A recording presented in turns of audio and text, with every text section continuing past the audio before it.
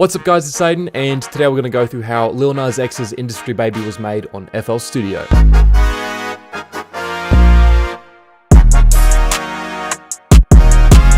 This beat was produced by Take a Day Trip and Kanye West, and because this is a sponsored video, the FLP will be available for everyone in the description below, as well as Unison's new plugin Drum Monkey, which I am very happy to be promoting again today because I use this plugin in my own beats. For example, the other day I was hit up by Bugs Ronan, who's produced a bunch of Lil Uzi Vert songs, and he was in a studio session with Lil Uzi Vert, and he said send over some Lil Uzi Vert type beats, type samples. I immediately hopped on FL Studio and started making Lil Uzi Vert type beats, using Drum Monkey to make those beats as fast as possible because it automates the drum programming process. So this was one of the beats that I sent to him.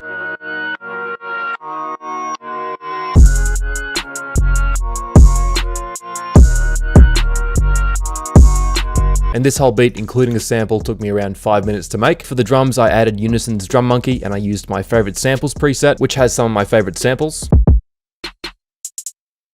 I went into each sample individually in the edit section and leveled them. Then I hit generate a couple times until I found a pattern that suited the sample, and we ended up with this one.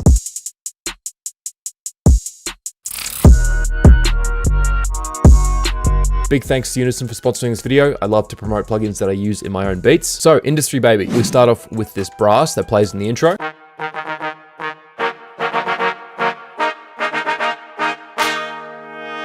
In the original song, they were using live brass instruments, but not everyone has access to that. So I opened up Kontakt and we're using Session Horns Pro, and I've added a bass trombone, a tenor trombone, and 2 trumpets. And there are 2 different ways that the brass plays in the intro. So the first way is vibrato. Second way is faux picret. Sorry for mispronouncing that, I'm not a brass player.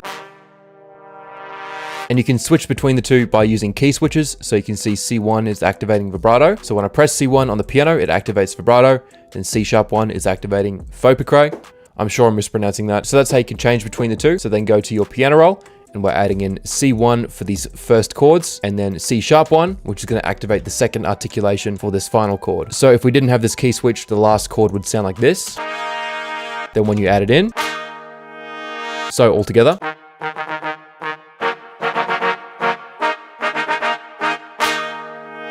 Then we're moving into the chorus.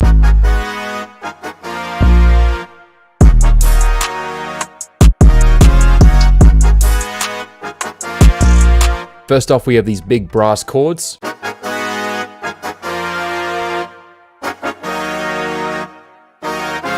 We're using the same preset as last time, except now we've added in a baritone saxophone. I'll add them all in individually so you can hear how they play together.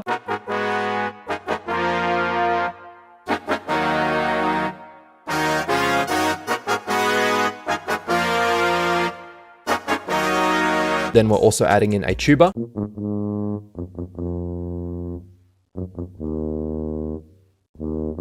Then for effects, we're adding Fruity Compressor for some compression, RC20 Retrocolor for some wobble, air distortion, space reverb, and bringing up the tone. Then a little bit of Fruity Chorus and Fruity Flanges, then Parametric EQ2, and this is before and after.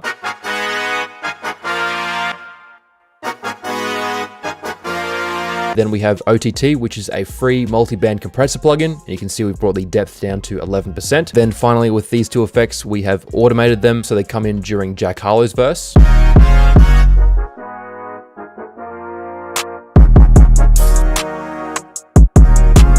Next up, we have the 808, which is a modified version of the overused 808.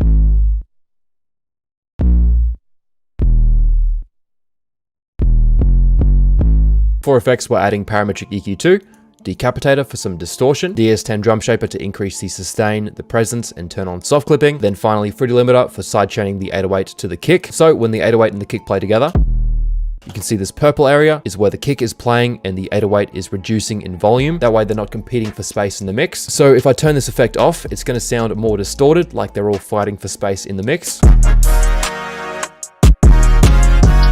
Then once you turn it on, everything fits together a bit more nicely.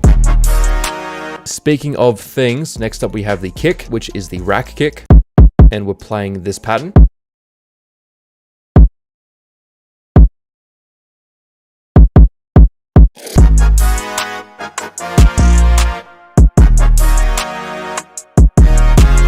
Next up we have some identical percussion samples like this closed hat, this open hat, which is a Kanye West hat, as well as this rim shot. So they all play together like this.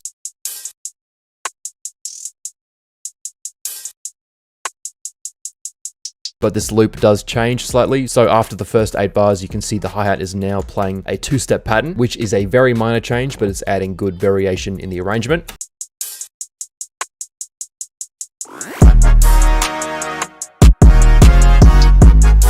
Then we have the identical clap sample, which plays on the 3 and 7.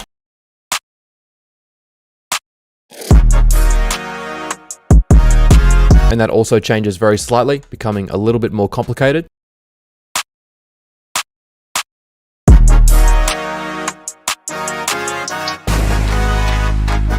Next up, we have the second half of the chorus. Here we're adding in a sub.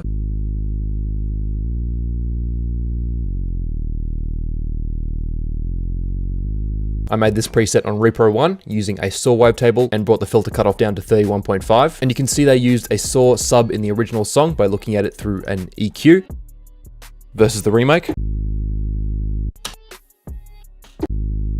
It looks the same and it sounds the same, which is obviously the most important part. Next up, we have this riser effect,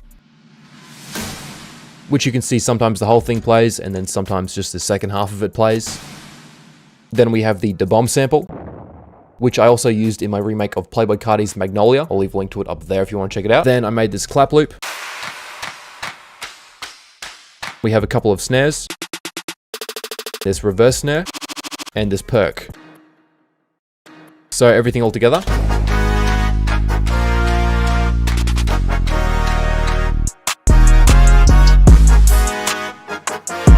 Then coming into Jack Harlow's verse, we have some new brass.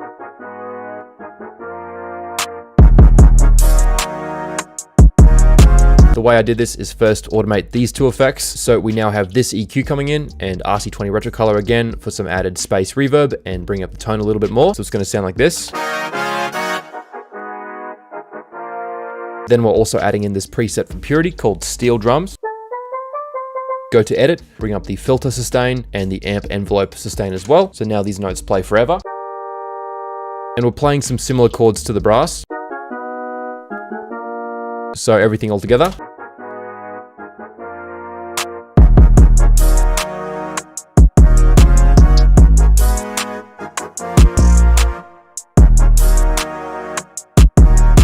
That's it for the remake. Thank you very much for watching, and thanks to Unison for sponsoring this video. Go check out their Drum Monkey plugin in the description below, as well as the free FLP. Please like and subscribe if you enjoyed the video, and I will see you guys next time.